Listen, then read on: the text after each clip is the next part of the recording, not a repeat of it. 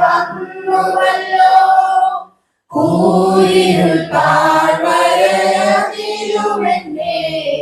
പാതയിൽ ദീപമായി വന്നുവല്ലോ. നന്ദി നന്ദി എൻ ദൈവമേ, നന്ദി എന്നേശുവരാ. നന്ദി നന്ദി എൻ ദൈവമേ, നന്ദി എന്നേശുവരാ. ഞാൻ ഇന്ന് പറയാനായിട്ട് പോകുന്ന ഇതിനകത്തുള്ള ഒരു ഭാഗം ഇതിനു മുമ്പ് പറഞ്ഞ അതേ ഭാഗമാണ്. എത്ര പേർക്ക് ഓർമ്മയുണ്ടെന്ന് എനിക്കറിയത്തില്ല. ബൈബിൾ സ്റ്റഡിക്കെല്ലാം വന്നവർക്ക് ഈ ഭാഗം പഠിച്ച ഓർമ്മ കാണും. ഇതിന്റെ 14-ാമത്തെ വാക്യം മുതൽ 19-ാമത്തെ വാക്യം വരെയാണ് ഞാൻ പറയുന്നത്. എല്ലാവരും എന്നെ ഒന്ന് വായിക്കണേ. അവിടെ പൗലോസ് ഇങ്ങനെയാണ് തുടങ്ങുന്നത്. 14-ാമത്തെ വാക്യത്തിൽ ഇങ്ങനെയാണ് തുടങ്ങുന്നത്. അത് നിമിത്തം ഞാൻ സ്വർഗത്തിലും ഭൂമിയിലുമുള്ള സകല കുടുംബത്തിനും പേർ വരുവാൻ കാരണമായ പിതാവിന്റെ സന്നിധിയിൽ മുട്ടുകുത്തുന്നു. അവിടെ പൗലോസ് പിതാവിന്റെ സന്നിധിയിൽ എന്ത് ചെയ്യുന്നു? മുട്ടുകുത്തുന്നു. എന്തിനാണ് മുട്ടുകുത്തുന്നത്? വേറെ നിങ്ങൾ ബുക്കിലോട്ടൊന്നും നോക്കണ്ട, ബൈബിളിലോട്ട് നോക്കണ്ട. എന്തിനാണ് പിതാവിന്റെ സന്നിധിയിൽ മുട്ടുകുത്തുന്നത്? എന്തിനാണ്? പ്രാർത്ഥിക്കാനായിട്ടാണ് മുട്ടുകുത്തുന്നത്, അല്ലെ? അപ്പം നമ്മൾ എത്ര പേര് പ്രാർത്ഥിക്കാനായിട്ട് മുട്ടുകുത്താറുണ്ട്? മുട്ടുകുത്തണ്ട, നിങ്ങൾ പ്രാർത്ഥിക്കാറുണ്ട്. നിങ്ങൾ ആ പ്രാർത്ഥനയിൽ നിങ്ങൾ മുട്ടുകുത്തുമ്പോൾ അല്ലെങ്കിൽ പ്രാർത്ഥിക്കാൻ ദൈവത്തിന്റെ സന്നിധിയിൽ ഇരിക്കുമ്പോൾ നിങ്ങൾ എന്താണ് പ്രാർത്ഥിക്കാറുള്ളത്?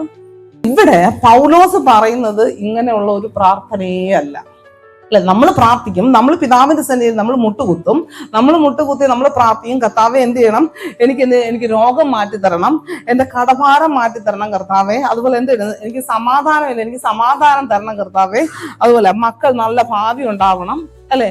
നല്ല എന്റെ മക്കൾക്ക് എന്താണ് പഠിക്കാനുള്ള ബുദ്ധി വരണം, അതിനുള്ള കഴിവ് വരണം. അപ്പൊ ഇങ്ങനെ ഓരോ കാര്യങ്ങളുമാണ് നമ്മൾ പ്രാർത്ഥിക്കുന്നത്. എന്നാൽ പൗലോസ് പിതാവായ ദൈവത്തിന്റെ മുമ്പിൽ മുട്ടുകുത്തിയത് ഇതിനൊന്നിനുമല്ല. അപ്പൊ പൗലോസിന്റെ പ്രാർത്ഥനയാണ് ഞാൻ പറയാനായിട്ട്. പൗലോസ് എന്തിനു വേണ്ടിയിട്ടാണ് പ്രാർത്ഥിച്ചത്? ഈ പ്രാർത്ഥന നമുക്ക് മാതൃകയാണ്. കാരണം നമ്മൾ പ്രാർത്ഥിക്കുന്ന ഇതൊന്നും അല്ല പ്രാർത്ഥന, ഇതിലൊന്നും അല്ല ദൈവം നമ്മളിൽ പ്രസാദിക്കുന്നത്. കാരണം ബൈബിളിൽ ഇങ്ങനെ പറഞ്ഞാൽ ആദ്യം അവന്റെ രാജ്യവും നീതിയും അന്വേഷിപ്പിക്കണം, അതോടുകൂടെ നിങ്ങൾക്ക് സകലം, നിങ്ങളുടെ എന്ത് ചെയ്യും, രോഗം മാറും, കടം മാറും, ഇതെല്ലാം അതിന്റെ കൂടെ ഉള്ളതാണ്. അപ്പൊ നമ്മൾ എന്തിനു വേണ്ടിയിട്ടാണ് പ്രാർത്ഥിക്കേണ്ടതെന്ന് നമ്മുടെ ഈ പൗലോസിന്റെ ഈ പ്രാർത്ഥനയിൽ നമുക്ക് നോക്കാം. അതിന് ആദ്യത്തെ 16-ാമത്തെ വാക്യം ഒന്ന് വായിച്ചേ. പൗലോസ് പ്രാർത്ഥിക്കുന്ന ആദ്യത്തെ പ്രാർത്ഥന ഇതാണ്: നിങ്ങൾ അകത്ത മനുഷ്യനെ സംബന്ധിച്ച് എന്ത് ചെയ്യണം? ശക്തിയോടെ ബലപ്പെടണം. നിങ്ങളുടെ അകത്ത മനുഷ്യൻ എവിടെ അകത്ത മനുഷ്യൻ? അപ്പൊ നിങ്ങൾ പുറത്ത മനുഷ്യൻ എവിടെ? നിങ്ങളുടെ പുറത്ത മനുഷ്യൻ എവിടെ ഉണ്ട്? അകത്ത മനുഷ്യൻ എവിടെ ഉണ്ട്? ഇത് പുറത്ത മനുഷ്യൻ. ഈ പുറത്ത മനുഷ്യൻ ബലപ്പെടാൻ നമ്മൾ എന്ത് ചെയ്യും? ആഹാരം കഴിക്കും. ഇനി നിങ്ങളുടെ ഒരു അകത്ത മനുഷ്യനുണ്ട്, അതിനെ നമുക്ക് എന്ത് ചെയ്യാൻ പറ്റുന്നില്ല, കാണാൻ പറ്റുന്നില്ല, അല്ലേ? ആ അകത്ത മനുഷ്യൻ പോകുമ്പോഴാണ് നമ്മൾ ഇവിടെ എന്തായി കിടക്കുന്ന, ജഡമായിട്ട് കിടക്കുന്ന. അപ്പൊ ഇവിടെ പൗലോസ് പറയാണ്, നിങ്ങളുടെ അകത്ത മനുഷ്യനുണ്ടല്ലോ, നിങ്ങളുടെ പുറത്ത മനുഷ്യൻ നിങ്ങൾക്ക് ബലം, നിങ്ങൾ നന്നായിട്ട് ആഹാരമൊക്കെ കൊടുത്ത് ബലം പ്രാപിക്കുന്നുണ്ട്. പക്ഷെ പലപ്പോഴും നിങ്ങളുടെ അകത്ത മനുഷ്യനിൽ എന്തില്ല? ബലമില്ല. അതുകൊണ്ടാണ് പ്രശ്നം വരുമ്പോ അയ്യോ നമ്മൾ പോണത്, അല്ലേ? നമ്മൾ ആഹാരം കഴിക്കുന്നുണ്ട്, പക്ഷെ ഒരു പ്രശ്നം നമ്മളെ നേരിടുമ്പോൾ നമ്മൾ വീണു പോണത് എന്തുകൊണ്ടാണ്? നമ്മുടെ അകത്ത മനുഷ്യന് എന്തില്ല? ബലമില്ല. അപ്പൊ പൗലോസ് പ്രാർത്ഥിക്കാൻ, നിങ്ങളുടെ അകത്ത മനുഷ്യനാണ് ബലപ്പെടേണ്ടത്. നിങ്ങൾ പ്രശ്നങ്ങളുടെ മധ്യത്തിൽ നിങ്ങൾക്ക് നിൽക്കണമോ, പ്രയാസങ്ങളുടെ മധ്യത്തിൽ നിങ്ങൾക്ക് നിൽക്കണമോ, പരിശോധനകളുടെ മധ്യത്തിൽ നിൽക്കണമെങ്കിൽ എന്ത് വേണം? നിങ്ങളുടെ അകത്ത മനുഷ്യൻ നിങ്ങൾക്ക് എന്ത് ചെയ്യണം? ബലം പ്രാപിക്കണം. അപ്പം ഒന്നാമത്തെ നമ്മുടെ പ്രാർത്ഥന എന്താണ്? ദൈവമേ, എന്റെ അകത്ത മനുഷ്യൻ, എന്റെ എന്റെ ആത്മാവ് അത് എങ്ങനെ ഈ ആത്മാവ് എങ്ങനെയാണ് ബലം പ്രാപിക്കുന്നത്? ഒന്നുകൂടെ 16-ാമത്തെ വാക്യം ഒന്നുകൂടെ പതുക്കെ നിർത്തിയെന്ന് വായിച്ചേ. എങ്ങനെയാണ് നിങ്ങളുടെ അകത്ത മനുഷ്യൻ ബലം പ്രാപിക്കുന്നത്? എങ്ങനെയാണ്? അവന്റെ ആത്മാവിനാലാണ്, ദൈവത്തിന്റെ ആത്മാവിനാലാണ്. കാരണം എന്റെ ആത്മാവിന് എപ്പോഴും ഇഷ്ടം എന്താണെന്ന് അറിയാമോ? ദൈവത്തിന്റെ ആത്മാവോട് ചേരാനാണ്. എന്റെ പുറത്തെ മനുഷ്യന് എപ്പോഴും ഇഷ്ടം എന്താണ്? എന്നെ ഇഷ്ടപ്പെടുന്ന, അല്ലെ? എന്നെ ഇഷ്ടപ്പെടുന്ന ആൾക്കാരുടെ കൂടെ ചേർന്ന് നിൽക്കാണ് എന്റെ പുറത്തെ മനുഷ്യന് ഇഷ്ടം. പക്ഷെ എന്റെ അകത്ത മനുഷ്യനൊരു ആഗ്രഹമുണ്ട്. ഈ ആഗ്രഹം എന്താണ്? എപ്പോഴും ദൈവത്തോട്, എന്റെ ആത്മാവിന് ദൈവത്തിന്റെ ആത്മാവിനോട് ചേരാനാണ് എപ്പോഴും ഇഷ്ടം. അപ്പം ഈ ദൈവത്തിന്റെ ആത്മാവിനാൽ മാത്രമേ എന്റെ ആത്മാവിന് എന്ത് ചെയ്യാൻ പറ്റൂ? ബലം പ്രാപിക്കാനായിട്ട് പറ്റും. അപ്പൊ ഒന്നാമത്തെ പ്രാർത്ഥന, ഇന്നു മുതൽ നമ്മൾ പ്രാർത്ഥിക്കുന്ന ഒന്നാമത്തെ പ്രാർത്ഥന, കർത്താവേ എന്റെ അകത്ത മനുഷ്യൻ ബലം പ്രാപിക്കണം.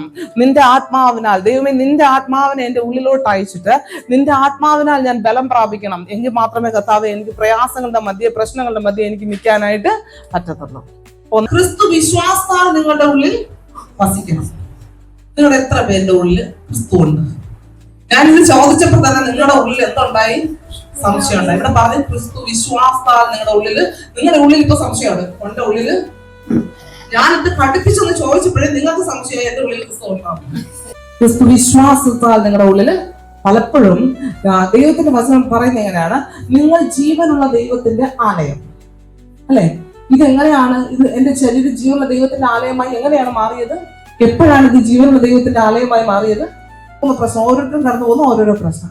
ഈ പ്രശ്നത്തിന്റെ നടുവിൽ നിങ്ങളോട് ദൈവം സംസാരിക്കുന്ന ദൈവത്തിന്റെ വചനമുണ്ട്. പക്ഷെ ആ വചനം അന്നേരം നമ്മൾക്ക് എന്ത് ചെയ്യാൻ പറ്റുന്നില്ല? വിശ്വസിക്കാനായിട്ട് പറ്റുന്നില്ല. അപ്പൊ ക്രിസ്തു എവിടെ ഉണ്ട്? അകത്തുണ്ടോ? ക്രിസ്തു ഇപ്പോ പുറത്താണ്.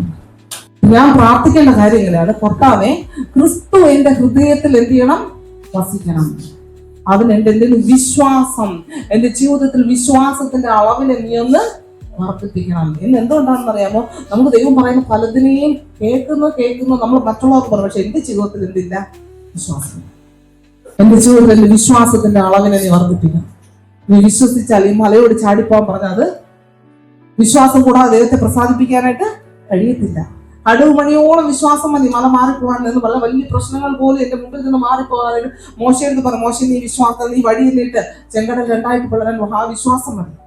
അപ്പൊ രണ്ടാമത് പ്രാർത്ഥിക്കേണ്ടത് നിങ്ങളാണ്, കർത്താവേ എന്റെ ഉള്ളില് വിശ്വാസം, കർത്താവ് നിന്നെ കുറിച്ചുള്ള വിശ്വാസം ഓരോ ദിവസവും എന്നിൽ എന്ത് ചെയ്യണം? വർദ്ധിക്കണം. ഞാൻ ഓരോ വചനം കേൾക്കുമ്പോഴും എന്റെ ഉള്ളിൽ ക്രിസ്തുവിനെ കുറിച്ചുള്ള വിശ്വാസം എന്റെ ഉള്ളിൽ വർദ്ധിക്കണം. നിങ്ങൾ പ്രശ്നം മാറാനുള്ള രണ്ടാമത്തെ വഴിയാണ്. നിങ്ങൾ വിശ്വസിക്കുമോ? നിങ്ങൾ കണ്ണും അടച്ചൊരു കുഞ്ഞിനെ പോലെ വിശ്വസിക്കുമോ? ദൈവത്തിന്റെ പ്രവൃത്തിയെ നമ്മളവിടെ ആണ്. ദൈവം സർവശക്തനാണ്. അവൻ നമ്മുടെ വിശ്വാസത്തിന്റെ നമ്മുടെ വിശ്വാസം കണ്ട് എന്ത് ചെയ്ത് അവന് മാറിപ്പോകാനായിട്ട് കഴിയത്തില്ല. ബർത്തിമായി വിളിച്ചു, യേശുവെ ദാവീദ് പുത്രാ എന്നോട് കരുണ ഉണ്ടാകണം എന്ന് വിളിച്ച്. എന്തിനാ വിളിച്ചത്? അവന്റെ ഉള്ളിൽ ഒരു വിശ്വാസം. യേശുവിന്റെ അവിടെ നിന്ന് എന്ത് കിട്ടും? സൗഖ്യം കിട്ടും. യേശു അവിടെ എന്ത് ചെയ്ത്? എല്ലാവരും പറഞ്ഞു ഉണ്ടായിരിക്കുക. പക്ഷെ യേശു എന്ത് ചെയ്ത്? അവന്റെ വിളി കേട്ടായിട്ട് വിളിച്ചു. വിശ്വാസം എന്റെ ഉള്ളിൽ എന്ത് വർദ്ധിക്കണം? കർത്താവ് ഈ ദിവസങ്ങൾ നാളുകളിൽ എന്റെ ഉള്ളിലുള്ള വിശ്വാസത്തെ വർദ്ധിപ്പിക്കണേ. ആദ്യം എന്തായാലും പ്രാർത്ഥിക്കേണ്ടത് എന്റെ അകത്ത മനുഷ്യൻ, എന്റെ ഉള്ളിൽ എന്റെ ആത്മാവിനെ യേശുപ്പ നീ ബലപ്പെടുത്തണം. രണ്ട്, എന്റെ ഉള്ളിൽ എന്ത് ചെയ്യണം? വിശ്വാസത്തെ നീ വർദ്ധിപ്പിക്കണം. അടുത്തത് അവർ പറയാം, നിങ്ങൾ എന്ത് ചെയ്യണം? ഏതിൽ വരുമെന്നാണ്? നിങ്ങൾ സ്നേഹത്തിൽ വരുമെന്ന്. നമ്മൾ ഇത്രയും നാൾ പ്രാർത്ഥിച്ചുകൊണ്ടിരിക്കുന്നത് എന്തൊക്കെയാണ്? എന്റെ കടം മാറണം, എന്റെ രോഗം മാറണം, എന്റെ വീടിന്റെ അവസ്ഥ മാറണം, ഇതൊക്കെയാണ് നമ്മൾ പ്രാർത്ഥിക്കുന്നത്, അല്ലെ? ഈ പ്രാർത്ഥനകളെല്ലാം എന്ത് ചെയ്യണം? ഒന്ന് മാറ്റി നമ്മൾ പ്രാർത്ഥിക്കണം. ദൈവമേ എന്റെ ആത്മാവിനെ നീ എന്ത് ചെയ്യണം? നീ ബലപ്പെടുത്തണം. എന്റെ ആത്മാവിനെ നീ ബലപ്പെടുത്തണം. രണ്ടാമത് എന്ത് ചെയ്യണം? എന്റെ വിശ്വാസത്തിന്റെ അളവിനെ നീ എന്ത് ചെയ്യണം? വർദ്ധിപ്പിക്കണം. അത് നമുക്ക് വേണ്ടി മാത്രമല്ല, നമ്മൾ മറ്റുള്ളവർക്ക് വേണ്ടിയിട്ട് പ്രാർത്ഥിക്കേണ്ട കാര്യങ്ങളാണ്. അപ്പൊ അതേ നീ ഇവരുടെ വിശ്വാസത്തിന്റെ അളവിനെ നീ ഉയർത്തണേ അപ്പാ. അടുത്ത മൂന്നാമത് പറഞ്ഞിരിക്കുകയാണ്, നിങ്ങൾ സ്നേഹത്തിൽ വേരൂന്നണം. നിങ്ങളുടെ വേര് എവിടെയാണ് നിങ്ങൾ വേരൂന്നിരിക്കുന്നത്? സ്നേഹത്തിൽ വേരൂന്നിയവൻ എന്ത് ചെയ്തു? ഒരു ചെടി നമുക്കറിയാം, നമ്മളൊരു ചെടിയെ കൊണ്ടുവന്നൊരു മണ്ണിന് നട്ടാൽ ആ മണ്ണിനെ ആശ്രയിച്ചിരിക്കും ആ ചെടിയിൽ എങ്ങനെ പൂക്കണമെന്നും ഫലം കായ്ക്കണമെന്നുള്ളത്, അല്ലേ? ആ മണ്ണ് നല്ലതല്ലെങ്കിൽ ഈ ചെടി എന്ത് ചെയ്യത്തില്ല? കുരുട്ടിക്ക്, മണ്ടയടയ്ക്കും. നമ്മൾ മണ്ടയടച്ച വിശ്വാസികളായിട്ടിരിക്കുകയാണ് അല്ലേ? നമ്മൾ നന്നായിട്ടൊന്ന് നോക്കും. നമ്മള് മണ്ടയടച്ച ക്രിസ്ത്യാനിയാണോ അതോ കുരുട്ടിച്ച് മോരട്ടിപ്പെല്ലാം പിടിച്ച് എന്തെങ്കിലുമൊക്കെ രോഗമൊക്കെ ബാധിച്ചിരിക്കുന്ന ക്രിസ്ത്യാനിയാണോ നമ്മൾ നോക്കണം. ഈ ജാതിയിലൊക്കെ നമ്മൾ ഭയങ്കര ഇത് പിടിക്കുന്ന ആൾക്കാര്, നിങ്ങളൊരു ആക്സിഡന്റ് പറ്റി നിങ്ങൾ ഹോസ്പിറ്റലിൽ കൊണ്ടുപോയാൽ അവിടെ ജാതിയില്ല, ഒന്നുമില്ല, അവിടെ സ്നേഹത്തിൻ്റെതേ ഉള്ളൂ. എന്താണ്? അവന്റെ സ്നേഹത്തോടെ അവന്റെ രക്തം തരും, നമ്മൾ എന്തെങ്കിലും സ്വീകരിക്കും. ആണോ? അല്ലേ? അവിടെ ജാതി ഒന്നും നമുക്കൊന്നും, നമ്മുടെ അടിസ്ഥാനം ജാതിയിലൊന്നും ആവരുത്, ജാതിയിലാവരുത്, പണത്തിലാവരുത്, ഒന്നും ആവരുത്. നമ്മുടെ അടിസ്ഥാനം എന്തിലാവണം? സ്നേഹത്തിലാവണം. കാരണം എന്തെന്നറിയാമോ? നമ്മുടെ കർത്താവ് ഒന്നും നോക്കാതെയാണ് തന്റെ ജീവൻ എനിക്ക് വേണ്ടിയിട്ട് തന്നത്. എന്തെങ്കിലും ആ ജീവൻ എനിക്ക് വേണ്ടി തരാൻ എന്തെങ്കിലും യോഗ്യത എന്റെ സൈഡിൽ നിന്നുണ്ടായിരുന്നോ? എന്തെങ്കിലും അർഹത എനിക്കുണ്ടായിരുന്നോ? ഒരു അർഹതയില്ല, ഒരു യോഗ്യതയില്ല. പക്ഷേ എനിക്ക് വേണ്ടി അവസാന തുള്ളി രക്തം വരെയും എനിക്ക് വേണ്ടിയിട്ട് എന്ത് ചെയ്ത് അവൻ ഊറ്റി തന്നു. കഴിഞ്ഞ ആഴ്ച പറഞ്ഞതുപോലെ ലാസർ മരിച്ചപ്പോൾ അല്ലെ, ലാസറിന്റെ കല്ലറടയ്ക്ക് അടുക്കൽ വന്നല്ലേ യേശു കരഞ്ഞു. പക്ഷെ യേശു മരിക്കുമ്പോൾ യേശു ഇതുപോലെ ഒന്ന് കണ്ണുനീർ വാർത്തതായിട്ട് നമ്മൾ ഒരിടവും വായിച്ചില്ല. താൻ മരിച്ചപ്പോ കണ്ണുനീർ വാർത്തില്ല. പക്ഷെ ലാസർ മരിച്ചപ്പോൾ ലാസറിന്റെ മുമ്പിൽ എന്ത് ചെയ്ത് അല്ലെ, ലാസറിന്റെ അവിടെ നിന്ന് കൂടിയിരുന്ന അവരുടെ സങ്കടം കണ്ടിട്ട് അവരുടെ മുമ്പിൽ യേശു എന്താ കാണിക്കുന്നത്? വിട്ടുകൊടുക്കാൻ, തന്റെ ജീവനെ പോലും കൊടുക്കുവാനായിട്ട് യേശുവിന് എന്തില്ലായിരുന്നു? മടിയില്ലായിരുന്നു. ഒരു നിബന്ധനയും ഇല്ലാതെ എന്നെ നീ ഇങ്ങനെ ചെയ്താൽ ഞാൻ നിനക്ക് വേണ്ടി രക്ഷ തരാൻ നല്ല കർത്താവ് പറഞ്ഞു അല്ലെ. പാപിയായ എനിക്ക് വേണ്ടി എന്ത് ചെയ്തു? രക്ഷ തന്നു. ഇനി ഞാൻ പറയാം, നിങ്ങൾ ആരെങ്കിലും അങ്ങോട്ടും ഇങ്ങോട്ടും പിണങ്ങിയിരിക്കുന്നവരുണ്ടെങ്കിൽ, അങ്ങോട്ടും ഇങ്ങോട്ടും ഹൈപ്പോ, ഹൃദയത്തിൽ വിദ്വേഷം, മറ്റാരോടെങ്കിലും, ചിലപ്പോൾ നമ്മൾ എല്ലാവരും അങ്ങോട്ടും ഇങ്ങോട്ടും സംസാരിക്കുകയൊക്കെ ചെയ്യുമായിരിക്കും. പക്ഷെ എവിടെയെങ്കിലും ഒരു ഹൈപ്പോ, പിണക്കോ എന്തെങ്കിലും ഉണ്ടെങ്കിൽ എന്ത് ചെയ്യണം? മാറ്റണം. മാറ്റിയിട്ട് പറഞ്ഞു, നിങ്ങൾക്ക് മാറ്റാൻ പറ്റുന്നില്ലെങ്കിൽ നമ്മൾ കർത്താവേ എനിക്ക് സ്നേഹത്തിലൊന്ന് വേരൂന്നി, സ്നേഹത്തിലൊന്ന് അടിസ്ഥാനപ്പെട്ട് എനിക്ക് വളരാനായിട്ട് കൃപ തരണേ. സ്നേഹം എന്ന് പറയുമ്പോൾ എന്താണ്? നമ്മൾ എല്ലാവരെയും നമ്മൾ സ്നേഹിക്കുന്നത്, നമ്മൾ സ്നേഹിക്കുന്നതിന്റെ ആ അടയാളം നമ്മളിൽ നിന്ന് പുറത്തു വരുന്നുണ്ട്. വാക്കിൽ നമുക്ക് സ്നേഹിക്കാനായിട്ട് നമുക്ക് എളുപ്പമാണ്. പക്ഷെ പ്രവൃത്തിയിൽ നമ്മൾ എന്ത് ചെയ്യണം? സ്നേഹിച്ചു കാണിക്കണം. പ്രവൃത്തിയിൽ സ്നേഹിച്ചു കാണിക്കണം. എന്നെ നിന്ദിച്ചവരോട് ഞാൻ എന്ത് ചെയ്യണം? അവരടുത്ത് ക്ഷമിച്ച് അവരുടെ ആവശ്യത്തിന് ഞാൻ ഇറങ്ങിച്ചെന്ന് അവർക്ക് വേണ്ടി ചെയ്ത് കാണിക്കണം. മൂന്നാമത്തെ, സ്നേഹത്തിൽ വേരൂന്നി അടിസ്ഥാനപ്പെട്ടവരായി വളരണം. മൂന്നാമത്തെ പ്രാർത്ഥന, കർത്താവേ എനിക്ക് സ്നേഹത്തിൽ അടിസ്ഥാനപ്പെട്ട്, സ്നേഹത്തിൽ വേരൂന്നി വളരാനായിട്ട് എന്നെ ദൈവമേ നീ സഹായിക്കണം. അടുത്തത്, അവിടെ ഒന്ന് പരിജ്ഞാനത്തിൽ കവിയുന്ന ക്രിസ്തുവിന്റെ സ്നേഹത്തെ അറിയണം. എനിക്ക് ക്രിസ്തുവിന്റെ സ്നേഹത്തെ അറിയാൻ എന്റെ ജ്ഞാനത്തിൽ എനിക്ക് ദൈവത്തിന്റെ സ്നേഹത്തെ അറിയാൻ പറ്റത്തില്ല. എന്റെ ബുദ്ധി കൊണ്ട് എന്റെ ദൈവത്തിന്റെ സ്നേഹത്തെ എനിക്ക് തിരിച്ചറിയാനായിട്ട് പറ്റത്തില്ല. അതിനെക്കാട്ടിലും പരിജ്ഞാനത്തിനേക്കാൾ കവിയുന്ന ആ ദൈവസ്നേഹത്തെ നമുക്ക് എന്റെ ജീവിതത്തിലെ ഓരോ അവസ്ഥയിലും എനിക്ക് എന്റെ ബുദ്ധി കൊണ്ടോ ഒന്നും ഗ്രഹിക്കാൻ പറ്റാത്ത അങ്ങയുടെ സ്നേഹത്തിന്റെ അളവിന് എനിക്ക് ഓരോ ദിവസവും എനിക്ക് രുചിച്ചറിയാനായിട്ട് എന്നെ സഹായിക്കുന്നു. ആഴത്തിലോട്ട് ക്രിസ്തു. എന്നാൽ നമ്മൾ ആ സ്നേഹത്തിലോ നമ്മൾ തിരിച്ചറിഞ്ഞു, നമ്മൾ മറ്റൊരു സ്നേഹത്തിന്റെ പുറകെ നമ്മൾ എന്ത് ചെയ്യത്തില്ല? പോകത്തില്ല. എന്നെ സ്നേഹിക്കുന്ന, ജീവൻ കൊടുത്ത് എന്നെ സ്നേഹിക്കുന്ന, എന്നെ കരുതുന്ന, എന്നെ എന്ത് ചെയ്തോ ഞാൻ തെറ്റിപ്പോകാതെ എന്നെ കാക്കുന്ന ആ ദൈവത്തിന്റെ സ്നേഹത്തിന്റെ ആഴത്തെ ഓർത്താല് മറ്റൊരു സ്നേഹവും അതിന് തുല്യമായിട്ട് എനിക്ക് ഇല്ല. മറ്റൊന്നിനെയും തേടി ഞാൻ പോകത്തും. പരിജ്ഞാനത്തെ കർത്താവ് എനിക്ക് ബുദ്ധി കൊണ്ട് മനസ്സിലാക്കാൻ കഴിയാത്ത അളവില് നിന്റെ സ്നേഹത്തെ എനിക്ക് രുചിച്ചറിയാനായിട്ട് എന്നെ സഹായിക്കണം. അടുത്ത ദൈവത്തിന്റെ എല്ലാ നിറവിനോളം നിറഞ്ഞു വരണം. ദൈവത്തിന്റെ നിറവെന്നും ദൈവത്തിന്റെ ആ സ്വഭാവത്തിനകത്ത് അതിനകത്ത് ഒന്നിനും എന്തില്ല? ഒരു കുറവും. ദൈവത്തിന്റെ സ്നേഹത്തിന് കുറവില്ല, ദൈവത്തിന്റെ കരുണയ്ക്ക് കുറവില്ല, അവന്റെ ദയയ്ക്ക് കുറവില്ല, അവന്റെ വിശ്വസ്തതയ്ക്ക് കുറവില്ല. അവന്റെ ആ നിറവിനോളം ഞാൻ എന്ത് ചെയ്യണം? നിറഞ്ഞു വരണം. അവന്റെ സമാധാനത്തിന് കുറവില്ല. നമ്മൾ എത്ര പേര് വീട്ടിൽ വഴക്കുണ്ടാക്കുന്നവരുണ്ട്. ഒരു ചെറിയ വിഷയം വരുമ്പോ അല്ലെ, ചെറിയൊരു വിഷയം വരും, പക്ഷെ ആ വിഷയം സമാധാനത്തോടെ മാറ്റാൻ നമുക്ക് പലപ്പോഴും കഴിയും. പക്ഷെ നമ്മൾ എന്ത് ചെയ്യുന്നില്ല?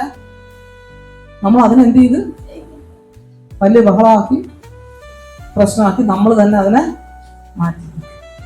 സമാധാനം ഉണ്ടാക്കുന്നവർ ഭാഗ്യവാന്മാർ. അവരാണ് എന്തെന്ന് വിളിക്കപ്പെടുന്ന ദൈവത്തിന്റെ പുത്രന്മാരെ വിളിക്കപ്പെടുന്നത്. ദൈവത്തിന്റെ നിറവോളം കർത്താവേ നിന്റെ സ്വഭാവത്തിന്റെ ആ പൂർത്തീകരണം പോലെ കർത്താവ് ആ നിറവോളം നിറഞ്ഞു വരാനായിട്ട് എന്റെ സ്വഭാവം ഓരോ നാൾ കഴിയും തോറും കർത്താവേ എന്റെ ജീവിതത്തിൽ എന്ത് ചെയ്യണം? കരുണ വർദ്ധിക്കണം, ദയ വർദ്ധിക്കണം, സ്നേഹം വർദ്ധിക്കണം, സമാധാനം കൊടുക്കുന്നത്, സമാധാനം ഉണ്ടാകുന്നത് ഇത് വർദ്ധിക്കണം. ദൈവത്തിന്റെ നിറവോളം ഞാൻ നിറഞ്ഞു വരണം. അപ്പ ആ ദൈവത്തിന്റെ പ്രകൃതം, ആ ദൈവത്തിന്റെ സ്വഭാവം അത് എന്റെ ജീവിതത്തിൽ ഓരോ ദിവസവും എന്ത് ചെയ്യണം? പ്രാർത്ഥിക്കേണ്ട 5 കാര്യങ്ങൾ. ഒന്ന്, എന്റെ ആത്മാവിനെ, അകത്ത മനുഷ്യനെ നീ എന്ത് ചെയ്യണം? ശക്തിയോടെ ബലപ്പെടുത്തണം കർത്താവേ. വിശ്വാസം, എന്റെ ജീവിതത്തിൽ വിശ്വാസത്തിന്റെ അളവിനെ നീ ഈ ദിവസങ്ങളിൽ വർദ്ധിപ്പിക്കണം. 3, ഞാൻ സ്നേഹത്തിൽ ഇതുവരെ ഞാൻ മറ്റെന്തിലെങ്കിലും ആയിരുന്നു ആശ്രയിച്ചിരുന്നത്. ഇന്ന് സ്നേഹത്തിൽ വേരൂന്നി മാറാൻ എന്നെ സഹായിക്കണം. പിന്നെ എനിക്ക് എന്റെ ബുദ്ധിക്ക് മനസ്സിലാകാൻ കഴിയാത്ത ആ ദൈവത്തിന്റെ സ്നേഹത്തെ എനിക്ക് വീണ്ടും ആഴത്തിൽ രുചിച്ചറിയാനായിട്ട് എന്നെ സഹായിക്കണം. അവസാനം ദൈവത്തിന്റെ എല്ലാ നിറവുകളും ദൈവമേ നിന്നെ പോലെ എന്നെ ഒന്ന് മാറ്റി തീർക്കണമേ, നിന്റെ സ്വഭാവം പോലെ എന്നെ ഒന്ന്, എന്റെ സ്വഭാവത്തെ ഒന്ന് മാറ്റി തീർക്കണമേ എന്ന് പ്രാർത്ഥനയോ അനുഗ്രഹിക്കട്ടെ.